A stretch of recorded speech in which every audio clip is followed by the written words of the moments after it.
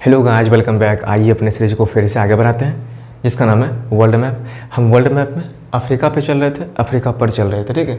और इससे पहले मैंने कवर किया था इसका जो भी बाउंड्री था, मतलब बेसिकली अफ्रीका का कहाँ लोकेशन है और इसके आसपास का जो भी रीजन है, मैंने उसके बारे में बिल्कुल बारीकी से इसके जस्ट पहले वाले सेशन में कवर किया है। और आज हम देखने वाले हैं जो भी आपका कंट्री आता है बेसिकली इसी अफ्रीका में, हम उसको एक एक करके कवर करेंगे।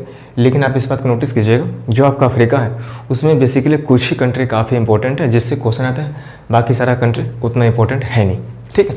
बाकी जो कंट्री इंपॉर्टेंट था मैंने उसको बिल्कुल बारीकी से एशिया, यूरोप, बाकी नॉर्थ अमेरिका रीजन में कवर कर दिया, ठीक है। चलिए हम शुरू करते बिना टाइम को वेस्ट किए। यहाँ से मैंने यहाँ तक जो भी आपको दिख रहा है रेड डॉट, यहाँ पे मैंने एक एक कंट्री को डिनोट किया है। और उसके बाद जाके हम एक एक कंट्री को डिनोट करते हुए, मतलब इंडिकेट करते हुए हम एक एक करते हुए आगे बढ़ेंगे और यहाँ तक अंत में पहुँचेंगे और अफ्रीका को ख़त्म करेंगे, ठीक है। चलिए सबसे पहले आप ये जान लीजिए, जो हमारा नहीं, मतलब जो इंसान जाति है उसका शुरुआत कहाँ से हुआ था? वो इसी अफ्रीका से हुआ था। मतलब पहली बार इंसान जब बना था पूरी तरह से तो यही बना था। लेकिन उस वक्त बिल्कुल थोड़ा भोंपू, ठीक है, भोंपू समझते हैं, मंद बुद्धि समझ सकते हैं, ठीक है। तो जब इंसान बना था तो यहाँ बना था, लेकिन उसका अकल कहाँ खुला था? एशिया में। तो जब अकल खुल गया तो भी से बात है वो सिविलाइज्ड ह्यूमन बींग हो गया, एक तरीके से अच्छा से रहना शुरू करेगा। तो मानव सभ्यता का पालना एशिया कहलाएगा, ठीक है। लेकिन जो मानव जाति का पालना, मतलब मानव आया कहाँ से पहली बार? तो अफ्रीका से आया था। तो एक क्वेश्चन बनता अफ्रीका से कि मानव जाति का पालना किसे कहा जाता है? अफ्रीका को। और मानव सभ्यता का पालना एशिया को, ठीक है। उसके बाद देखिएगा पश्चिमी सहारा, ये पूरा रीजन, पश्चिमी सहारा बेसिकली कंट्री है। इस पूरे रीजन में अफ्रीका के नॉर्थ वाले एरिया में एक मरुस्थल है जिसका नाम है सहारा। इस सहारा मरुस्थल में टोटल 12 देश हैं। उसी 12 देश में से उस सहारा मरुस्थल की सबसे पश्चिम दिशा में एक कंट्री है, उसका नाम ही है पश्चिमी सहारा, क्योंकि पश्चिम दिशा में। तो आपका ये हो गया पश्चिमी सहारा। मैंने यहाँ पर लिखा WS, मतलब वेस्टर्न सहारा। इसके ऊपर आपको मिलेगा मोरक्को। मोरक्को भी कंट्री है। इस मोरक्को और स्पेन का एक यहाँ पे पोर्ट है, उसके बीच का जो आपका आता है संधि, जिसका नाम है जिब्राल्टर की संधि, वो यूरोप को और अफ्रीका को अलग करता है।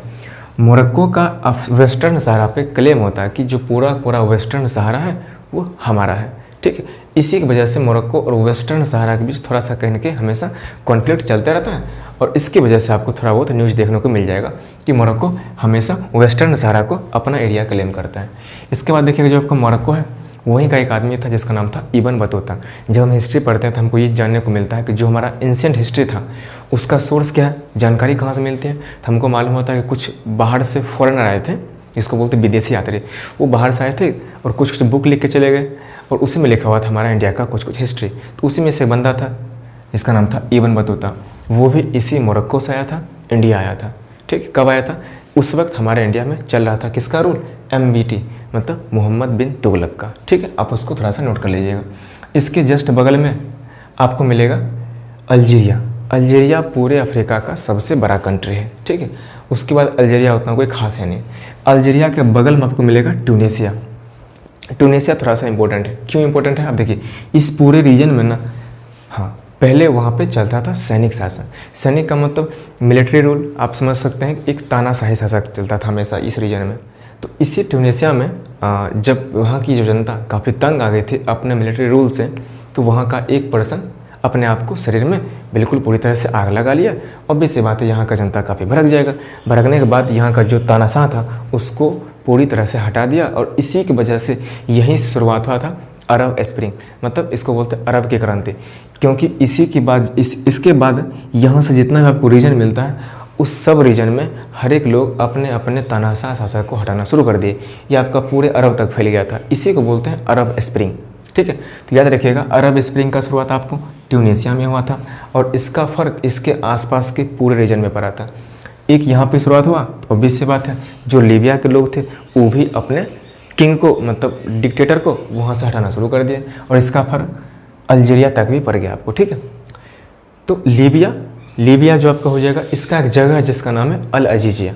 अल अजीजिया पूरे अफ्रीका का सबसे गर्म जगह होता है जहाँ पे रिकॉर्ड किया गया टेम्परेचर 59 डिग्री सेल्सियस, मतलब 59 डिग्री सेल्सियस इसका टेम्परेचर है। अल अजीजिया किस कंट्री में? लीबिया में। ये पूरे अफ्रीका का सबसे गर्म जगह है। इसी लीबिया का एक डिक्टेटर था जिसको बोलते तानाशाह, उसका नाम था गद्दाफी। उसी गद्दाफी को मतलब वो जो वहाँ की जनता थी उसको घसीटते हुए, मारते पीटते हुए रोड पे बुरी तरह से उसको मर्डर कर दिया था, इसी अरब स्प्रिंग की वजह से। मतलब इसी का इफेक्ट आपको लीबिया में भी देखने को मिल जाएगा। तो 2 इंपॉर्टेंट क्वेश्चन, ट्यूनीसिया मतलब अरब स्प्रिंग का शुरुआत कहाँ से हुआ था, तो आपको पता है ट्यूनीसिया में, ठीक है। गद्दाफी जो आपका तानाशाह था वो था कहाँ का, लीबिया का था। अल अजीजिया कहाँ पड़ता है, लीबिया में, ठीक है, वो सबसे गर्म जगह। उसके बाद देखिएगा यहाँ पे आपको मिलेगा थोड़ा सा मिस्र मिलेगा। अच्छा एक बात और, जो आपका अल्जीरिया है सबसे बड़ा कंट्री के होने के साथ साथ आपको यहाँ पे थोड़ा बहुत पेट्रोल मिल जाएगा यहाँ पे, ठीक है, लेकिन वो लोग उतना इस्तेमाल कर नहीं पाता, क्योंकि जितना भी आपको कंट्री मिलेगा यहाँ पे 1-2 छोड़ के वो सब काफ़ी अंडर डेवलप्ड कंट्री है, ठीक है। उसके बाद देखिए आपको मिस्र मिलेगा, ये थोड़ा सा कहीं ना कहीं इंपॉर्टेंट है। अब देखिए पूरे अफ्रीका का सबसे नंबर 1 पे जो आपका विकसित कंट्री है वो आपको मिलेगा साउथ अफ्रीका। 2 नंबर पे आपका मिस्र ही आता है, ठीक है। जो आपका मिस्र हो गया उसको इंग्लिश में बोलते हैं इजिप्ट बोलते हैं, ठीक है। इसी इजिप्ट का पार्ट आपको थोड़ा सा दिख रहा है, ये इसका नाम है सिनाई पेनिनसुला। ये सिनाई पेनिनसुला आपका आता है एशिया में, यहाँ से आपका मिडिल ईस्ट शुरू होता है, ठीक है। और आपका मिस्र वाला लगभग समझिए 97% ये आपका आता है अफ्रीका में, लेकिन दोनों किसका पार्ट है, मतलब ये भी और ये भी दोनों इसी इजिप्ट का पार्ट है, ठीक है। तो इस सिनाई पेनिनसुला और इस मिस्र दोनों के बीच के रास्ते में एक नहर बनाया गया है जिसका नाम है सुएज कैनाल। इसको बनाया गया था 1869 में। कौन बनाया था, फ्रांस बनाया था, ठीक है। और इस सुएज नहर की वजह से इस साइड का मतलब साउथ एशिया का जो भी रीजन है वहाँ से शिप ले जाने में या फिर यूरोप तक पहुँचने में काफ़ी आसानी होती है, ठीक है। तो इसी वजह से उसका जो इजिप्ट है उसके सरकार को काफ़ी टैक्स भी कलेक्शन होता है और इसके इकोनॉमी में अच्छा खासा सुएज नहर अच्छा खासा कहीं के रोल निभाती है, ठीक है। उसके बाद देखिएगा इस मतलब सुएज नहर के इस साइड मतलब इसके नॉर्थ साइड में आपको एक पोर्ट मिलेगा जिसका नाम है पोर्ट सईद, ठीक है, पोर्ट सईद। यहाँ मैंने यहाँ पर लिख दिया है, मैंने कहाँ लिखा है, ये आपको पोर्ट सईद मिलेगा। उसके बाद इसके नीचे आपको मिलेगा, इसका नाम है पोर्ट सुएज मिलेगा, ठीक है, आपको पोर्ट सुएज मिलेगा। तो सुएज नहर के नॉर्थ में पोर्ट सईद, सुएज नहर के साउथ में पोर्ट सुएज, ये दोनों पोर्ट बेसिकली टैक्स कलेक्शन के लिए है। तो ऑब्वियस सी बात है, अगर कोई यहाँ से शिप गुजरेगी ऐसा थोड़ी कि चुपचाप निकल जाए, तो इसको टैक्स यहाँ पे देना पड़ेगा, वापस आते वक्त इसको टैक्स यहाँ पे देना पड़ेगा, ठीक है। तो इसी टैक्स कलेक्शन के लिए 2 आपका पोर्ट यहाँ पे बना हुआ, पोर्ट सईद नॉर्थ में और पोर्ट सुएज आपको साउथ में मिल जाएगा यहाँ पे, ठीक है। उसके बाद देखिएगा ये सिनाई पेनिनसुला पे आपको ये दिख रहा बगल वाला एरिया इजराइल, मिडिल ईस्ट में ये इजराइल आपका एक देश आता है। इजराइल बेसिकली एक यहूदियों का देश है। ये इजराइल एक बार इस सिनाई पेनिनसुला मतलब पूरे सिनाई पेनिनसुला पे ये पूरी तरह से कब्जा कर लिया था, ठीक है। दूसरी बात, जो आपका इजराइल है अभी भी पूरी दुनिया में बहुत सारा कंट्री ऐसा है जो इजराइल को एक देश ही नहीं मानता है, ठीक है। लेकिन जब बात आई कि ठीक है इजिप्ट को आपको ये आपका ये वाला एरिया वापस कर देंगे इसी कंडीशन पे जब आप हमको एक कंट्री का मान्यता दीजिएगा। तो याद रखिएगा इजराइल को पहली मतलब इजराइल को देश की मान्यता देने वाला पहला ऐसा कंट्री वो आपका यही मिस्र था। क्यों? क्योंकि इसके बदले में मिस्र का सिनाई पेनिनसुला वापस आ रहा था, ठीक है, इसको ध्यान रखिएगा। वही मैंने यहाँ पे लिखा था। सुएज कैनाल बना कब था? 1869 में बाय फ्रांस। उसके बाद सिनाई प्रायद्वीप किसका है? मिस्र का। कंट्रोल कौन किया था? इजराइल के। और इजराइल का रिकॉग्निशन मतलब इजराइल को मान्यता देने वाला पहला देश आपका यही मिस्र बना था, ठीक है, आप उसको नोट कर लीजिएगा। उसके बाद देखिएगा मैंने यहाँ पे छोड़ दिया, मिस्र को केमिस्ट्री का जन्मदाता कहा जाता है, मतलब केमिस्ट्री की शुरुआत यही मिस्र से हुआ था। लेकिन जो आपका केमिस्ट्री है उसके पिताजी कौन है, मतलब फादर ऑफ केमिस्ट्री, वो है लेबोजियर है। मतलब वो सिर्फ स्टडी अच्छा से किए थे लेकिन शुरुआत आपका यही मिस्र से हुआ था। इसी मिस्र में आप नाम सुने होंगे, मम्मी का नाम सुने होंगे। मम्मी बेसिकली ये होता है जो मिस्र के वहाँ के लोग थे पहले, आप समझिए काफ़ी एंशियंट टाइम की बात है। वहाँ पे जो भी लोग थे, अगर मान लेते किसी का डेथ हुआ तो उसके बॉडी को सड़ने गलने से बचाने के लिए उसके शरीर के ऊपर एक केमिकल का छिड़काव किया जाता था। उसके बाद उसको कपड़े से लपेट के उसको छोड़ दिया जाता था उसको, ठीक है। तो वो काफ़ी साल तक बिल्कुल वो बॉडी हमेशा सेफ ही रहता था। इसी को बेसिकली मम्मी कहा जाता है। मैं उसका इमेज यहाँ पे डाल दूँगा। तो मिस्र पहली बात तो ये केमिस्ट्री का जन्मदाता है। दूसरी बात यहाँ का मम्मी काफ़ी फेमस है। तीसरी बात यहाँ पे आपको काफ़ी सारा पिरामिड मिल जाएंगे। पिरामिड बेसिकली कैसा होता है? पिरामिड ये होता है जैसे मान लेते हैं यहाँ के जो लोग हैं वो अपने गॉड को दिखाने के लिए, मतलब ये समझिए गॉड को वर्शिप करने के लिए वो एक पिरामिड शेप का एक बहुत बड़ा स्ट्रक्चर बनाते थे, ठीक है। वो काफ़ी उसका साइज काफ़ी बड़ा हुआ करता था। उस समय में ना कोई क्रेन था ना कोई बड़ा बड़ा ट्रक था। उसके बावजूद भी काफ़ी बड़े बड़े शेप का जो पत्थर था उसको ऊपर चढ़ा के इस ढंग का स्ट्रक्चर बनाया जाता था। ठीक है, आप उसको स्ट्रक्चर देख सकते हैं। और अगर यह आता है एग्जाम में कि सबसे ज़्यादा पिरामिड कहाँ मिला था, मिस्र के एक शहर है जिसका नाम है गीजा। ठीक है, तो मिस्र का गीजा, वहाँ पे सबसे ज़्यादा आपको पिरामिड मिल जाएगा देखने को। ठीक है, तो वही मैंने यहाँ पे लिखा, केमिस्ट्री का जन्मदाता मिस्र है, मम्मी यहाँ पे, पिरामिड यहाँ पे गॉड की वर्शिप के लिए। तीसरी बात, इसी मिस्र में एक जगह है गीजा, गीजा में सबसे ज़्यादा आपको पिरामिड देखने को मिल जाएगा। ठीक है, और यहाँ पे आपको देखिए इथोपिया और इस युगांडा के बीच से आपको नदी निकलते, दोनों मिलाने के बाद यहाँ पे विक्टोरिया झील है, यहाँ पे टाना झील है। दो झील से दो नदी, एक का नाम है वाइट नील, एक का नाम है द ब्लू नील। दोनों नील मतलब दोनों नदी निकलने के बाद एक नदी बनाती है सूडान में जिसका नाम है नील नदी। और वही नील नदी आगे बढ़ने के बाद मिस्र से होते हुए भूमध्य सागर में गिर जाती है। और आप समझिए पूरे रीजन आपका सूखा था, है कि नहीं, क्योंकि यहाँ पर डिजर्ट है। लेकिन उस नील नदी की वजह से इस मिस्र में पानी मिल गया, है कि नहीं, इसीलिए यहाँ पे खेती भी हो पाता है। इसलिए कहा जाता है कि मिस्र नदी, मतलब मिस्र नदी नहीं, नील नदी की वजह से मिस्र का भी डेवलपमेंट अच्छा खासा हुआ है। इसलिए मिस्र को बोला जाता है कि यह नील नदी की देन है, मतलब नील नदी की वजह से ही मिस्र आज थोड़ा सा कहीं ना कहीं आगे है। दूसरा इसका टैक्स कलेक्शन। ठीक है, वही मैंने यहाँ पे लिखा है कि जो आपका हो गया यहाँ पे नील नदी की देन है आपको आपका मिस्र, इसलिए हम इसको बोलते हैं जीवन रेखा, मतलब नील नदी को मिस्र की जीवन रेखा कहा जाता है। और इसी मिस्र पे, मतलब इसी नील नदी पे एक बांध बनाया गया है जिसका नाम है आसवन बांध। ठीक है, आप इसको भी नोट कर लीजिएगा। उसके बाद देखिएगा एटलस पर्वत। इस पूरे रीजन में यहाँ से यहाँ तक आपको एक पर्वत मिलेगा जिसका नाम है एटलस पर्वत। एटलस पर्वत में आपको बेसिकली 3 कंट्री मिलेगा, एक आपको मोरक्को मिलेगा, एक आपको अल्जीरिया मिलेगा, एक आपको ट्यूनीशिया मिलेगा। मतलब यहाँ से यहाँ तक इस पूरे रीजन में एक पर्वत है जिसका नाम है एटलस पर्वत, मतलब सहारा डिजर्ट के नॉर्थ वाले एरिया में।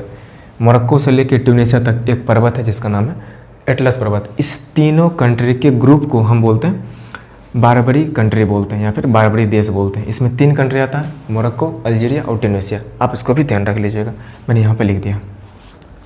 उसके बाद थोड़ा सा इसके नीचे आएंगे तो ये आपका सूडान। सूडान आपको दिखता है, ये पहले पूरा एक ही था, उसके बाद जाके सूडान अब हाल फिलहाल में 2011 में 2 भाग में टूट गया है। एक आपका नॉर्थ सूडान, एक आपका साउथ सूडान। तो याद रखिएगा पूरी दुनिया का सबसे नया देश कौन है, वो आपका यही दक्षिण सूडान है, मतलब साउथ सूडान है, जो बना था कब 2011 में। ठीक है, अब उसको ध्यान रखिएगा। और इसी सूडान में एक जगह है जिसका नाम है खार्तूम।